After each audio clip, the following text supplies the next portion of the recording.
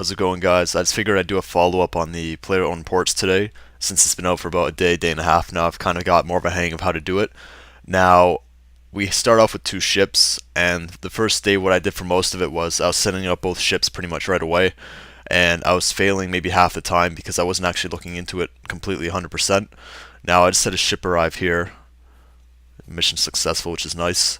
Now, the best thing to do is, with the resources we collect here, what you can do is as soon as you can unlock like better additions, I guess you could call it, for the ship itself, do it because they'll be good in a way. Like right now, I'll quickly show you for a new voyage. I'll do an easy one. See, it's 100% guaranteed, but what I need here is I need 400 for morale and 400 for seafaring. So if I quickly just go back and reload it.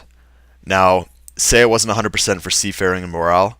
If I look at my rudders and stuff, this rudder here has 200 speed, the old one had 100 speed. So if speed was a factor in this mission, we try to equip it so we'd have closest to 100% in speed that we could get. Since speed isn't a factor though, it's no big deal. So I'll look, check at the deck items 1 here. Now I've unlocked a fair bit of stuff here. So see here, I got the sturdy riggings selected, so I got 200 in seafaring, which is going to help go to my percentage here. See here it is, 636 over 400, so it's over 100% right now, so it's okay. But if we check something else like the large crate of food, it's 200 in morale, but 0 in seafaring. So you got to pick and choose depending on the mission or voyage you're going to set out on. If you need more percentage in morale, you'd then switch it to the large crate of food if you have, or if you already have enough in the seafaring.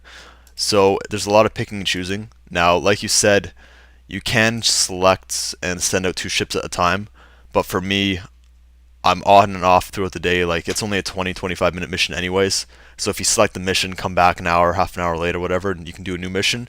So this is good. Like, if you're busy at school all day or at work all day, sure, send out two ships if you're not going to have time to log on the computer that often.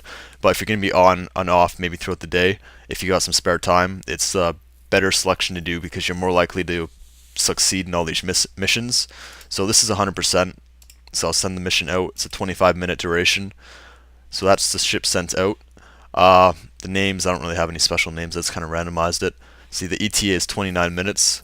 And what's nice about this whole thing is you could just like select it and send it out, but as you get better stuff, better crew members, it's going to help you. Now, the previous mission before the one I just completed that you guys saw here, I got that Cyclops Island stuff unlocked, and I didn't have enough stuff to purchase him, so I now do. So I'll recruit the Cyclops, and here he is here. And as you can see here, he's pretty decent. He doesn't have any seafaring, so if there's a mission where you need seafaring, it's maybe not a good idea to bring him on the crew. But he's got some speed, he's got like pretty good combat, and his morale's pretty high also. So if there's a mission where you need high morale and high combat to succeed, it's probably best if you bring this guy along. Now, if there's a mission where you need a high seafaring, it's not really going to help you if you bring him along because he's not very high seafaring at all. He's only going to hinder you.